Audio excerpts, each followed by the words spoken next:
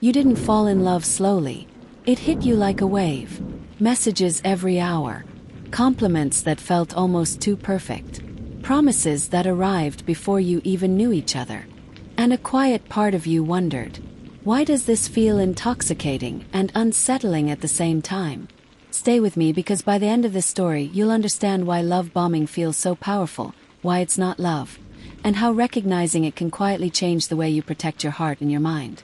First, it felt warm, comforting, like being seen for the first time in your life. You remember the small moments more than the big ones.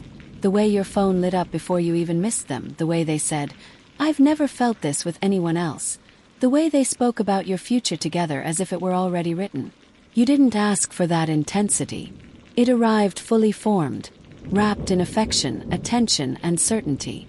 Friends joked that you'd won the lottery of love, and part of you wanted to believe that maybe, finally, something good had found you without effort. You told yourself this was what passion looked like. This was what being chosen felt like. But beneath the warmth, your nervous system was already working overtime. Here's where psychology quietly steps in. Love bombing isn't just excessive affection. It's emotional overwhelm. The brain, especially under stress or loneliness, is highly sensitive to sudden rewards. When someone floods you with attention, validation, and intimacy, your dopamine spikes. Dopamine isn't the love chemical. It's the anticipation chemical. It wires you to crave more. At the same time, oxytocin, the bonding hormone, begins to rise through constant contact, confessions, and future talk. Your brain starts associating them with safety, relief, and emotional survival. This isn't a weakness. It's biology doing exactly what it evolved to do. Attach quickly when connection feels intense and scarce. But healthy love builds gradually. Allows space. Love bombing doesn't. Time collapses time. It rushes intimacy before trust has had a chance to grow. And in narcissistic relationship cycles, this rush serves a purpose. The goal isn't connection, it's control through emotional dependency. By overwhelming you early, they shape your internal baseline. So when the attention later disappears, your brain panics, searching for the high it once had. You don't miss them. You miss how your nervous system felt when it was flooded with reassurance. As time passes, something shifts. The texts are slow. The warmth cools. The person who once couldn't get enough of you now seems distant, irritated, or critical. You replay the beginning in your mind, trying to figure out what you did wrong. This is the most painful part of the cycle, not because of cruelty but because of confusion. The human brain hates inconsistency.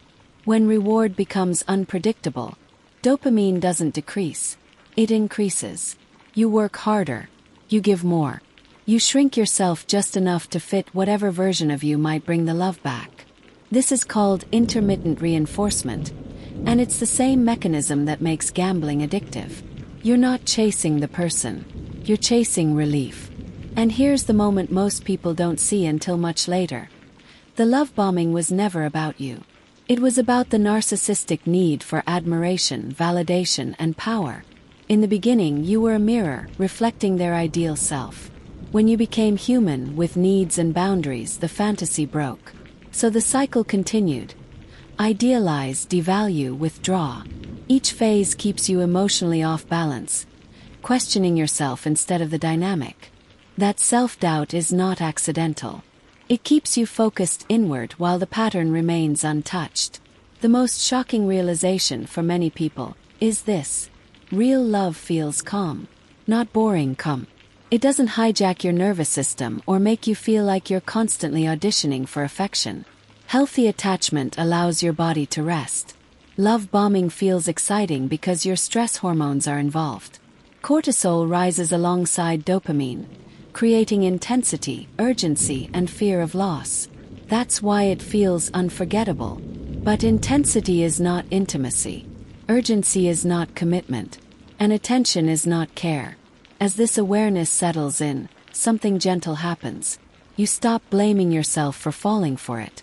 You recognize that your brain was responding to powerful cues. Consistency at first, followed by emotional scarcity.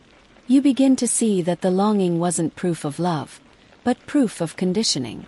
And with that understanding comes choice.